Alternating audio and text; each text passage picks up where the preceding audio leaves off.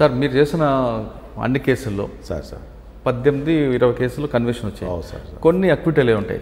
Sir acquittal అవ్వడానికి కారణం ఏమనుకుంటారు? నేను మన మంచికి వచ్చాను సార్. ఇది కూడా నేను కొన్ని కేసులలో అక్విటల్ అని చాలా బాధపడ్డా. ఇప్పుడు రాజేందర్ నగర్లో ఒక డకాయిటీ కేసు, ఒక డాక్టర్ని చంపేశారు. అది చాలా మంచి కేసు సార్. అది బాగా తీసుకొచ్చాను. వాళ్ళు ఇంట్లో ఉన్న పని మనుషులే, వాళ్ళు బీహార్ గ్యాంగ్ అనమాట మొత్తం. ముసలాయన చంపాను. నేను చాలా కష్టపడ్డా. పాపం సిపి గారు కూడా బాగా ఫాలోఅప్ చేశారు. అలా ఏమైపోయిందంటే సార్, అక్కడ కొద్దిగా టెక్నికల్గా కొద్దిగా ఇన్వెస్టిగేషన్లో కొన్ని మనం సందర్భాలు, ఇప్పుడు సపోజు వాళ్ళు అక్కడ ఉన్న పిల్లోను కొన్ని సంబంధించిన మెటీరియల్ ఆబ్జెక్ట్స్ అని ఉంటాయి సార్.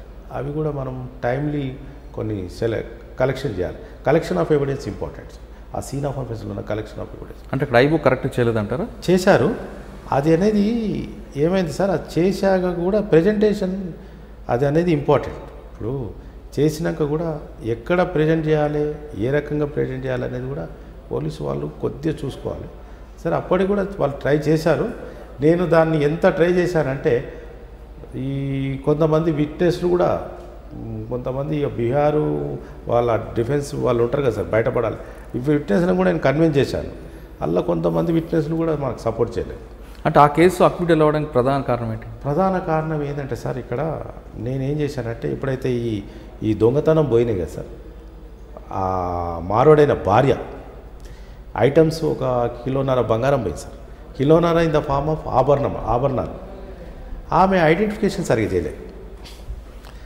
ఆమె సార్ ఈ బంగారం ఇప్పుడు పోలీసు వాళ్ళకు ఒక రకంగా చెప్తుంది, కోట్ల సీజ్ అయినాక ఆమె ఒక రకంగా చెప్తుంది. ప్రాపర్టీ ఐడెంటిఫికేషన్ మళ్ళీ ఏమైంది సార్, టీఏ పీరియడ్ మీరు అన్నట్టు ఇప్పుడు ఇంతకుముందు క్వశ్చన్ వేసారు. టీఏ పీరియడ్లో రాంగ్లీ ఐడెంటిఫైడ్.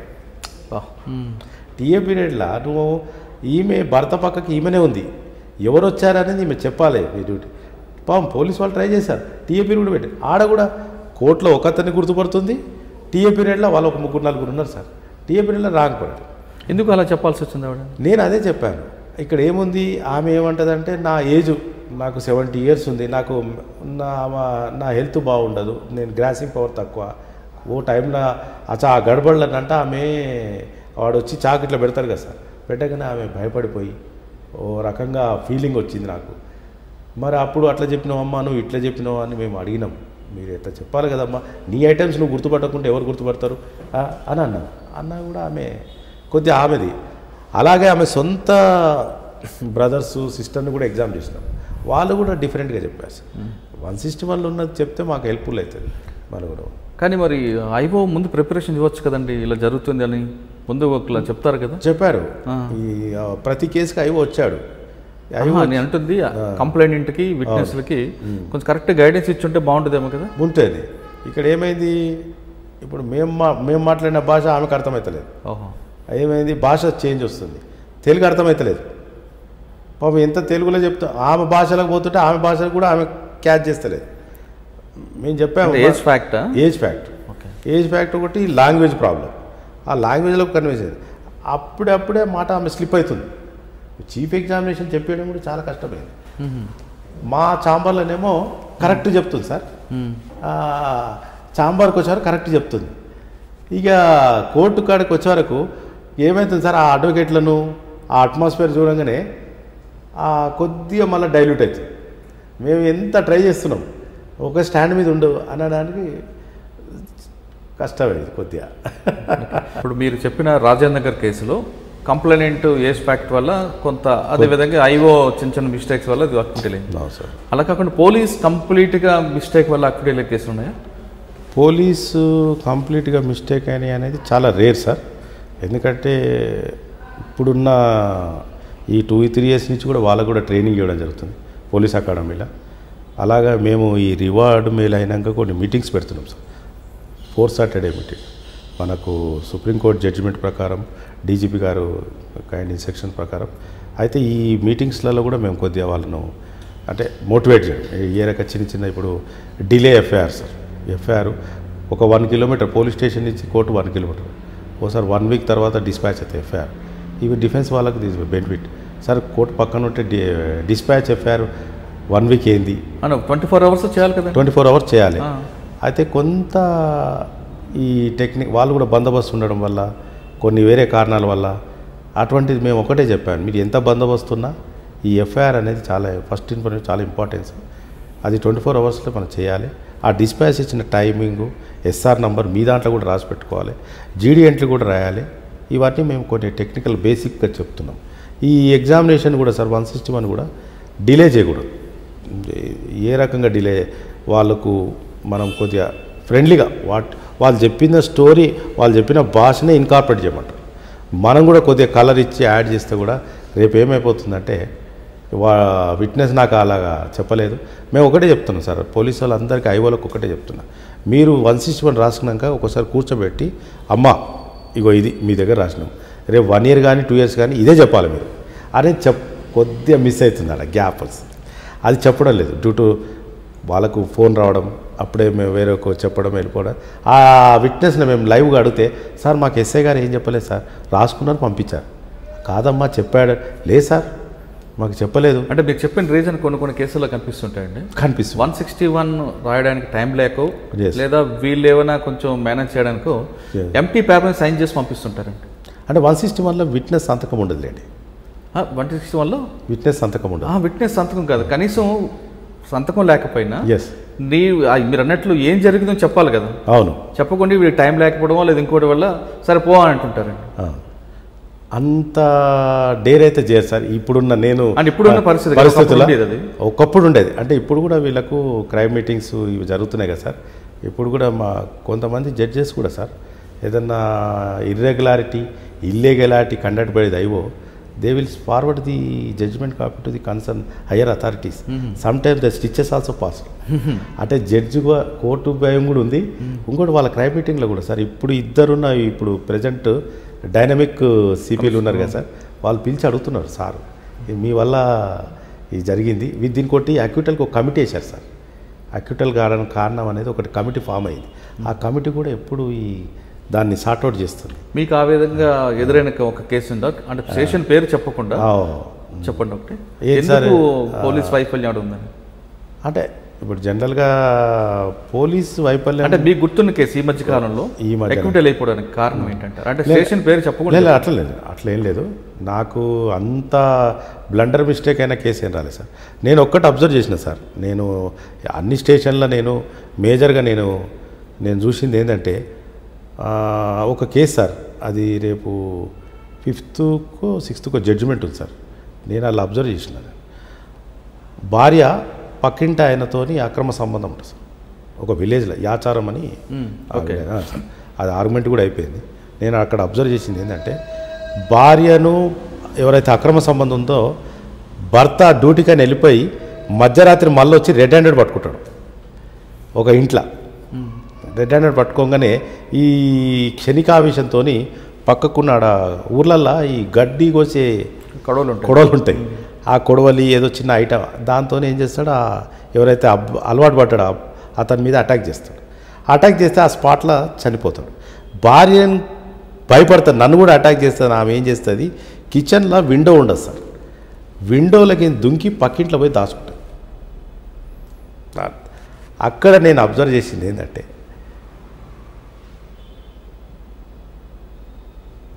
డిఫెన్స్ ఏం తీసుకొస్తున్నాడు, ఎక్కడైతే మర్డర్ అయిందో ఆ కింద ప్లేస్ బండలు లేవు, ఓన్లీ బండలు ఉన్నాయి, మట్టి లేదు. ఇక్కడ మన పోలీసు వాళ్ళు ఏం చేశారు, మట్టి ఉంది సార్, మట్టితో మేము ఆడ కింద బ్లడ్ స్టెయిన్ అర్త్ తీసుకున్నాం అంట. టోటల్గా వాళ్ళ డిఫెన్స్ ఇక్కడ మన వాళ్ళు ఏం చేస్తున్నారు, విట్నెస్లు వాళ్ళు కొంతమంది విట్నెస్లు తెప్పించుకుంటున్నారు. ఇక్కడ ఆ రూమ్ల కింద అన్ని బండలే సార్, నీకు ఏడా కూడా మట్టి దొరకదు. అటువంటప్పుడు బ్లడ్ పడ్డా కూడా బండ మీద పడాలి. అతను ఏమంటాడంటే ఎక్కడిదో మట్టి తీసుకొచ్చి ఇవి బ్లడ్ కలిపి అంటే వాళ్ళు ఇక క్రియేట్ చేస్తారు కదా సార్. అదొక పాయింట్ నాకు బాగా నచ్చింది సార్. దాన్ని నేను తీసుకొచ్చాను ఏ రకంగా తేవాలనేది. ఇక్కడ నేను అబ్జర్వ్ చేసిన సార్, ఆ భార్యను విట్నెస్గా పెట్టారు, ఈమెను అక్యూజ్డ్గా చేయలేదు. ఓకే, భర్తను అక్యూజ్డ్గా చేసి భార్యను విట్నెస్గా పెట్టారు. భార్య నా దగ్గరికి వచ్చినాక ఏంటమ్మా, ఫస్ట్ ఆఫ్ ఆల్ నువ్వు బేసిక్ చేయడం తప్పిది, తర్వాత ఈ రకంగా నీ భర్త నీ ముంగట్నే కదా జరిగిందంటే చెప్పలే. నేను 2-3 టైమ్స్ నా భర్త ఇన్నోసెంట్, నా భర్త ఆ రోజు రాలేదు, అటువంటి ఇన్సిడెంట్ జరగలేదు. మరి ఎవరు చేశారంట? మరి ఎవరు చేశారని అది కూడా అడిగారు. ఎవరు చేశారని, అది ఎక్కడ చేశారనేది తెలియదు. నన్ను పోలీసు వాళ్ళు తప్పుగా పెట్టారు. నేను ఎన్ని రకాలుగా అడిగినా కూడా. మరి పోలీసు వాళ్ళు తప్పుగా పెడితే వేరే డెడ్ బాడీ మీ ఇంట్లోకి ఎందుకు వస్తుంది? నేను ఆర్గ్యుమెంట్లు అదే చెప్పా, మీ ఇల్లు మీ ఇంట్లో అంటే నేను లేను ఆ రోజు అంటది ఈమె. ఓకే, ఆమె లేదు లేదు సరే, ఎవరు తెచ్చి వేస్తారు మరి? అది ఆ ఇంటికి తాళం ఎవరు వేస్తారు? తాళము ఈ ఇంటి గురించి కూడా కొన్ని క్వశ్చన్స్ చేసిన. ఎక్కడ కూడా ఆమెకు డిఫెన్స్ ఏ రకంగా ట్రైనింగ్ ఇచ్చాడంటే, పీపీ గారు ఇట్లా అడుగుతారు, పోలీసు వాళ్ళు ఇట్లా అడుగుతారు, నువ్వు ఎంతసేపు ఆమె ఆన్సర్ కాదు కదా నాకు తెలియదు అంటే ఒకటి ఏం చేశారో ఒక వర్డ్ అనేది నువ్వు ఎన్ని రకాలు నేను ఆ రోజు లేను, నాకు తెలియదు, ఆ ఇంట్లో కూడా ఆ రోజు లేను, నేను అసలు ఏం జరిగింది నాకు తెలియదు, ఆ బాడీ కూడా ఎట్లా వచ్చింది తెలియదు. ఆ రకంగా తెలిస్తే కోర్టులో కూడా జడ్జి గారు అడిగారు, నేను కూడా అడిగాను, అమ్మ నీ భర్త కనీసం నీ భర్త అవుతాడా అన్న. అతను నీ భర్త అయితే అవుతాడు, భర్త అడ్మిట్ అయ్యాడు. మరి భర్త అయినప్పుడు మరి ఆ రోజు ఎక్కడైనా కూడా చెప్పలే, ఇంతకు చెప్పలేదు సార్. అయితే నేనేం తీసుకొచ్చానంటే సీన్ ఆఫ్ అఫెన్స్ మీ ఇంట్లోనే జరిగింది కాబట్టి అక్కడ కానిస్టేబుల్ ఫోటోలు తీస్తాడు సార్ ఇమ్మీడియట్లీ. ఆ ఫోటోలు అక్కడ ఉన్న సీను ఇంకా వేరే విట్నెస్లు కూడా మనకు హెల్ప్ చేస్తారు. అయితే ఇక్కడ మనం అబ్జర్వ్ చేయాల్సింది ఏంటంటే సార్, పోలీసు వాళ్ళు ఎప్పుడైతే ఈ జనరల్గా ఈ సీన్ ఆఫ్ అఫెన్స్ అప్పుడు వీడియో తీయాలి సార్. ఇప్పుడు జనరల్గా ఆ అమ్మాయి దుంకేసింది, పారిపోయింది, ఎక్కడైతే ఆ సీన్ కూడా వీడియో తీయాలి.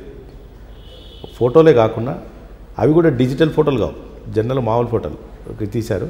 ఆ వీడియో అక్కడ ఉన్న చుట్టుపక్కల పరిస్థితులు, ఆమె జంపు చేయడము, ఈ పక్క వాళ్ళని కూడా ఆమె ఇంటి వాళ్ళకి ఉంది కదా వాళ్ళని కూడా కొద్దిగా ఎగ్జామ్ చేయడం, ఇదంతా కొద్దిగా మాకు హెల్ప్ఫుల్ అవుతుంది. అంటే మీరు చెప్పిన ప్రాపర్ ఇన్వెస్టిగేషన్ జరగదు అక్కడ? ప్రాపర్ జరిగింది, కొన్ని టెక్నికల్ ఆ వీడియో అనేది తీయలే. ఓకే, కొద్దిగా వీడియో తీసినట్టేలే మనకు కొద్దిగా అక్కడ సీన్ అంటే ఇప్పుడు ఏం చేస్తారు సార్ వీడియో. ఇప్పుడు వాళ్ళు ఏమంటారంటే కిటికీలు ఒకటే ఉన్నాయి, 2 కిటికీలు ఉన్నాయి. ఈ డిఫెన్స్ వాళ్ళు ఏం చేస్తారంటే సార్ ఆ రూమ్ని దాన్ని మొత్తం డిస్మాంటల్ చేయాలి. అంటే క్రాస్ ఎగ్జామినేషన్లో అసలు ఆ రూము వీడియోలో ఏవైతే సార్ వీడియోని మనం మాడిఫై చేయలేం కదా, సీడీ ఉంటుంది అలాగే వీడియో ఒకటే విండో ఉందా, ఆ విండో సైజ్ ఏంది, నిజంగా ఆడ మట్టి ఉందా, అది మీరు చెప్తున్నట్లుగా ఆ ఇంట్లో బండలు ఉంటే మరి మట్టిలో రక్తం వెళ్ళకి వచ్చింది. అయితే అక్కడ ఆయన అడిగింది ఏంటి సార్, ఆడ 2 రూమ్లు ఉంటాయి సార్. ఇక్కడ గమ్మత్ ఏంటంటే సార్ బ్యాక్ సైడ్ రూమ్లో జరిగింది సార్, అంటే ఫ్రంట్ రూమ్లో జరిగింది ఇది సీన్. బ్యాక్ సైడ్కు బండలు ఉన్నాయి, ఫ్రంట్ రూమ్లో బండలేలే. ఇక్కడ చాలా టెక్నికల్గా తీసుకొచ్చిన నేను సార్. జరిగిన దగ్గర అయితే ఏదో అది మట్టి ఉంది, మడ్ ఏరియా, అది బ్యాక్ సైడ్ బండలేసి కొద్దిగా బ్యాక్ సైడ్. అయితే దాన్ని డిఫెన్స్ ఏం చేసాడు, ఈ 2 రూమ్లకు బండలు కవర్ చేశాడు. కానీ పోలీస్ మాత్రం ఈ 2 సెపరేట్ రూమ్లో పెట్టలేదు. పోలీసు పాపం ట్రై చేసింది, వాళ్ళు కూడా బాగానే ఎక్సైట్ చేశారు. కానీ నేను అనేది సార్ ప్రతి కేసులో వీడియో తీయాలి సార్. ఇప్పుడు వీడియో తీస్తే తప్పు లేదు మనకు. అంటే మీరు అక్కడ 2 రూములు చూపిస్తున్నారు, వాళ్ళు 1 రూమ్ చూపిస్తారు. ఈ వీడియో వల్ల ఏమైతుందంటే క్లారిటీ వస్తుంది మనకు. నేను అనేది మా బౌండరీస్ కూడా కరెక్ట్ వేయాలి సార్. నేను తూర్పుని ఏముంది ఏంటంటే మెకానికల్గా సీన్ ఆఫ్ అఫెన్స్ చేస్తే బౌండరీస్ వేస్తలేరు. అంటే వాళ్ళకి కూడా పోలీసులు తప్పు పట్టడం లేదు, వాళ్ళకి ఒత్తిడి ఎక్కువ అవుతుంది. ఒత్తిడి సార్, ఇప్పుడు వాళ్ళ పని ఒత్తిడి పెరుగుతుందండి. మీరు అన్నట్లుగా ఒక మర్డర్ కేసు చేద్దామని ఇంట్రెస్ట్ కొనేసరికి ఇంకో వేరే బందోబస్తును ఇంకో XYZ అని రావడంతో వాళ్ళు డైవర్ట్ అయిపోతున్నారు. చేశారు.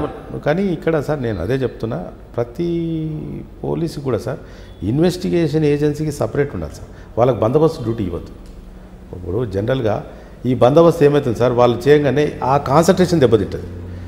ఒక మధ్యలో ఇంత దూరం రాగానే ఒక సగం సీడీ రాసినాక ఫోన్ వచ్చేస్తుంది సార్, ఆ కాన్సన్ట్రేషన్ పోతుంది. కానీ మీరు ఇప్పుడు తెలంగాణలో ప్రాసిక్యూషన్ డైరెక్టర్ ఒక డైరెక్ట్ డిపార్ట్మెంట్ ఉంది, దానికి ఒక జమ్ ఆఫీసర్ ఉన్నారు సార్ టీమ్స్ ఉన్నాయి.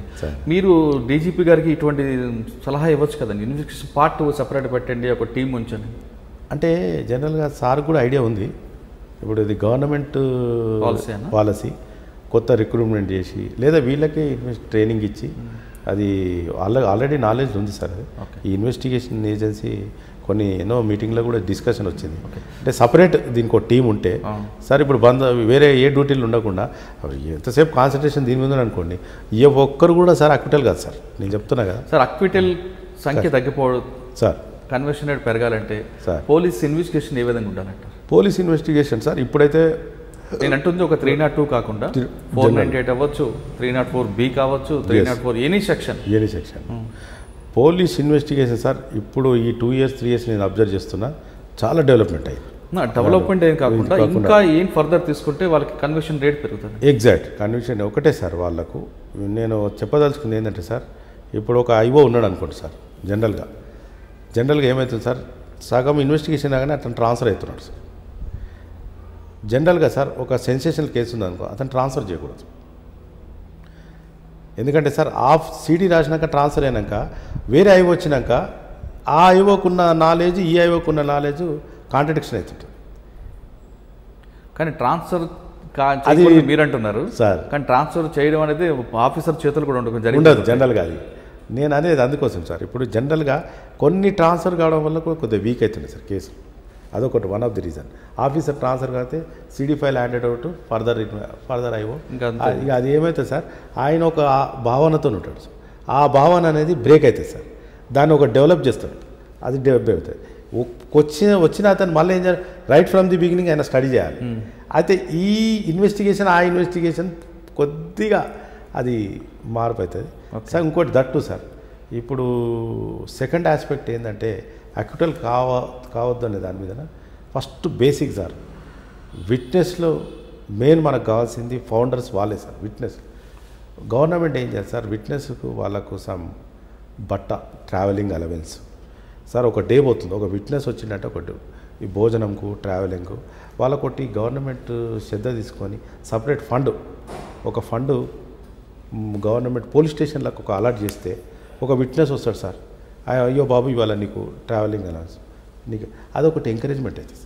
సరే ఏమంటారు విట్నెస్, సార్ నేను పలానా ఊరి నుంచి వచ్చిన, నాకు ఇలా 200 రూపాయలు పోయింది, నాకు ఇలా కూలిపోతే 200 రూపాయలు, ఈ 200 ప్లస్ 200 అన్ఫార్చునేట్లీ అది డేట్ పడ్డది అనుకోండి sir.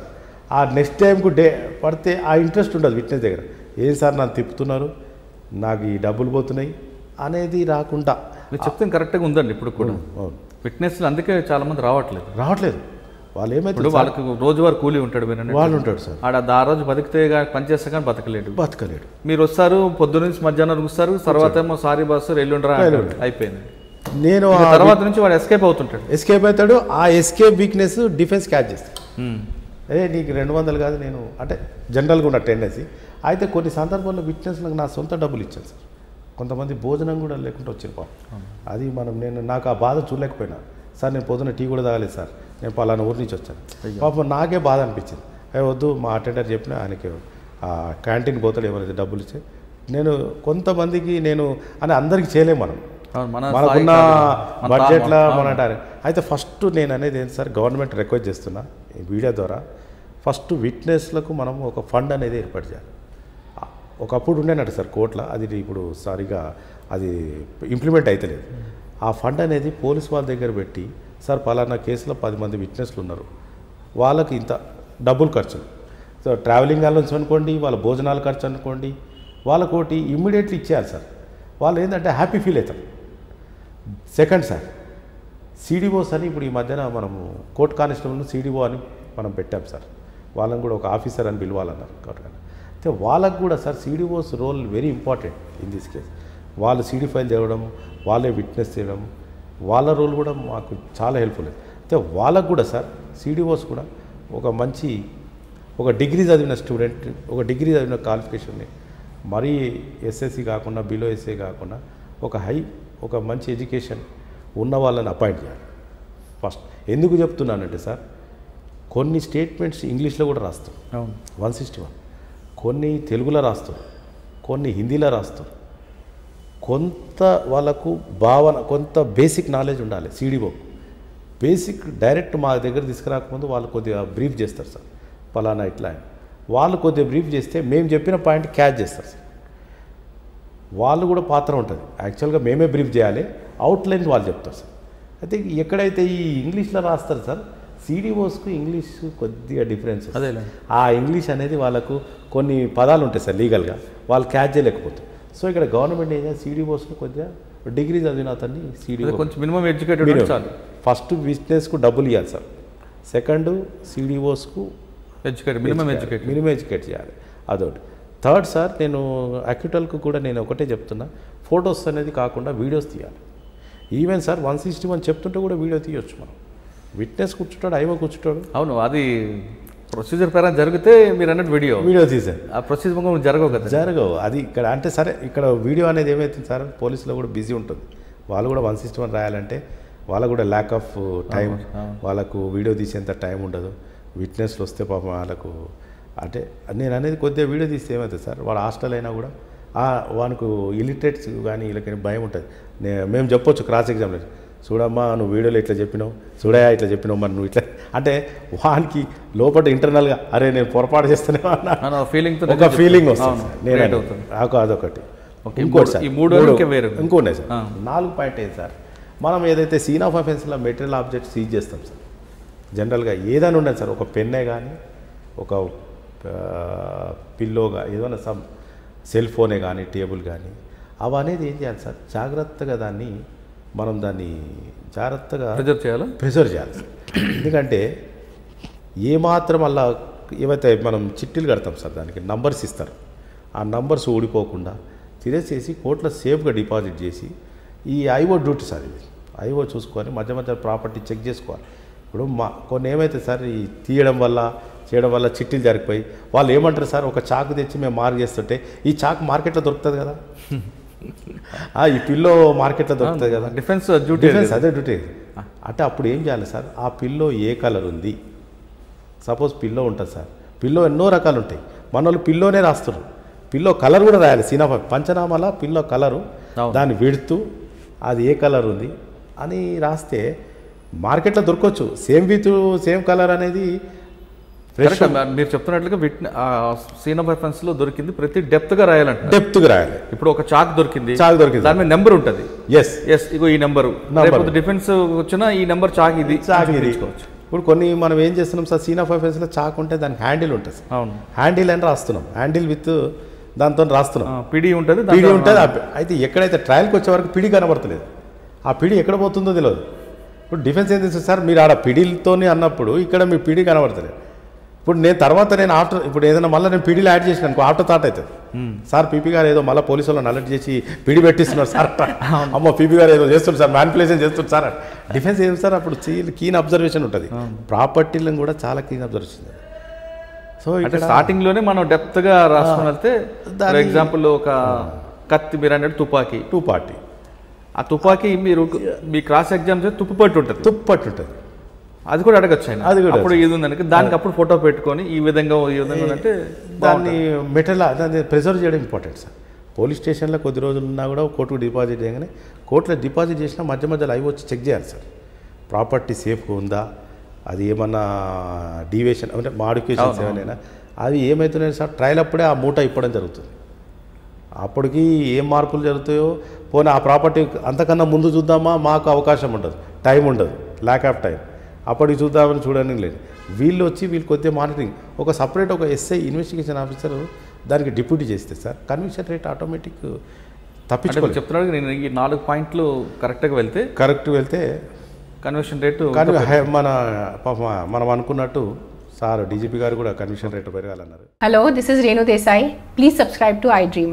Subscribe iDream. Please subscribe iDream. Please subscribe to iDream. For more videos, subscribe iDream.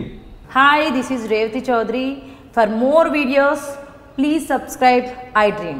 For more videos, please subscribe iDream. మీరందరూ కూడా iDream ఛానల్ని సబ్స్క్రైబ్ చేయాలని కోరుకుంటున్నాను.